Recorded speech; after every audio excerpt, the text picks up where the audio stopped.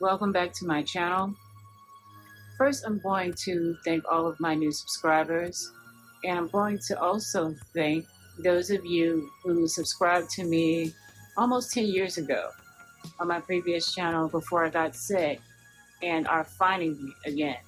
And I'm saying I'm not, I don't do woo-woo, or I don't do woo-woo, for those of you who don't know me very well.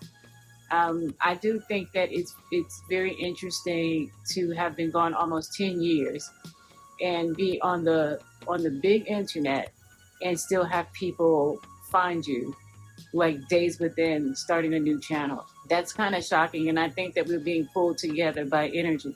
Objection, hearsay, I want to say CW. Some of you, and if I've forgotten, or if you haven't acknowledged that you were on my old channel and my old Patreon, please don't fault me for it. I'll just I'm trying to go through all of the comments that you all have left and reply. I really wanted to find out how many of you all who are practicing some form of the occult arts. Maybe you're a magician, a warlock, a chaos magician. Maybe you're a Satanist who does magic. Any of you who follow that path. You can be a psychic, you can be clairvoyant. Anyone who follows a somewhat occult, even a path that deals with parapsychology. Do you ever really stop to just realize and say, I'm someone who makes things happen, and I'm owning it by calling myself a witch, a Wiccan, a warlock, or whatever name that you give to yourself? Do you ever really just stop and realize that you're someone who is owning your power? And I know it may sound like a very light statement, but really it's extremely heavy. It's really heavy to go out in the world to practice magic day in and day out, to practice whatever part of the arts that you're involved in. Even if you're Luciferian, whatever.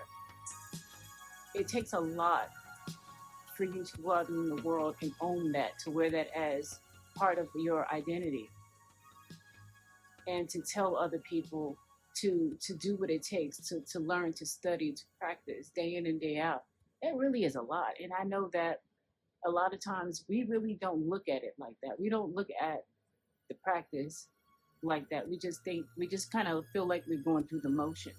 But really, it's really something to say that to wear one of these titles, which really means that I call my own shots in life. I'm my own God. I make my own decisions. I'm not influenced by other things. Instead, I influence reality.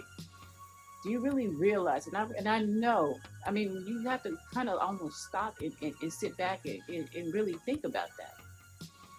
And I know that, a lot of people who aren't involved on this path, a lot of times I think people think it's cool. The people are on Reddit. A lot of people think it's cool to kind of dabble and bounce in and out of the path. And that comes with its own problems. But I know that for those of us who really, really practice, it's a very heavy title. It's a very heavy job. And I think that a lot of us, we take lightly the fact that we're actually doing it. We go through it like, oh, this is just what you do, or this is just what I'm doing. But really, it's a massive thing. It's really a massive thing. You're doing a massive thing. You're doing a massive thing, especially if you're out. Some people have things on their door that says "Marry me." Some people, you walk into their house, it's almost like you're walking into a different realm. Some people dress the dress. They dress like they're part of an alternative culture. They wear the Baphomet, or they wear the symbols. Do you really realize how to own that in a world like this, in a predominantly Christian or Catholic world that we live in? How big that is. I mean, that's very massive when we know about the history of those who had abilities, what they suffered. Like, if you just, I mean, do we really, really realize that? And some of us have no choice but to walk this path, or we had certain inclinations since birth, and we just felt called to develop them, you know? And so there was no other way for us to live.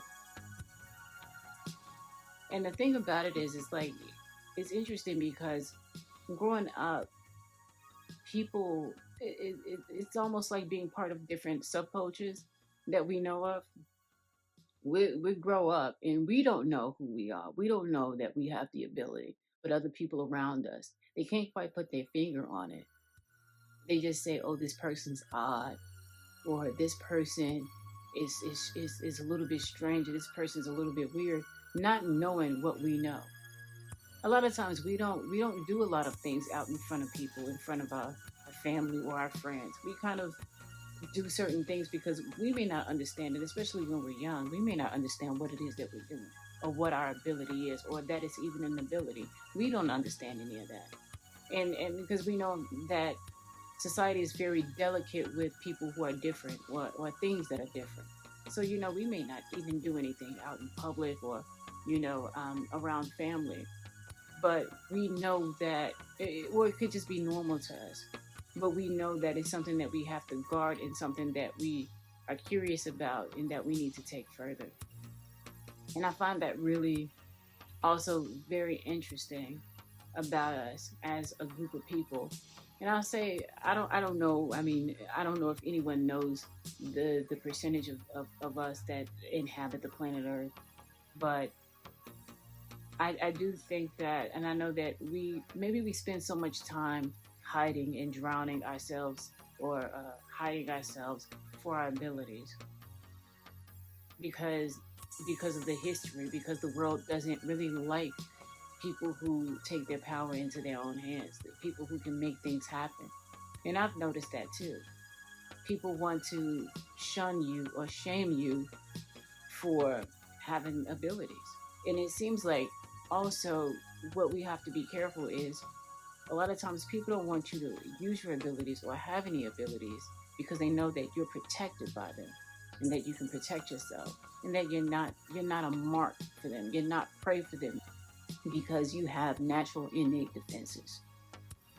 And that's a superpower within itself, to be self-protecting, or to be self-healing, to have something within you that can help you, not having to need external things, having an innate ability to heal yourself and to protect yourself, or to be able to have access to that which will heal you, having access to that which will protect you. That's a unique ability too. And I know, like I said, a lot of times I really don't think that we realize what it is to have these abilities, what it is to practice, what it is to go in and live our lives day in and day out. And I know it's just, for some of us, it's just nothing. It's just the way that we are. But we are special. We're special. But for now, I just really want people to really think about it. If you have these abilities, do you really, like, realize that you are somebody who is powerful in this world? And if you really think about it, everything is done to make each human being really feel so insignificant. You always hear all the time that you don't have any power. You're just one person. You can't change this. You can't change that. But those of us who are on this path, we know, oh, we can change a whole lot. We can level this out if we wanted to. If we got into a group, we could level things out. We can change so many things. Albeit that we're practicing the way that we should. So much in society is to hammer in the nail that sticks out. But we stick out, and we proudly stick out. We stick out because we have abilities that are in accordance with the nature, with the laws of nature, and with everything that flows so simply and so purely on this planet. Just food for thought.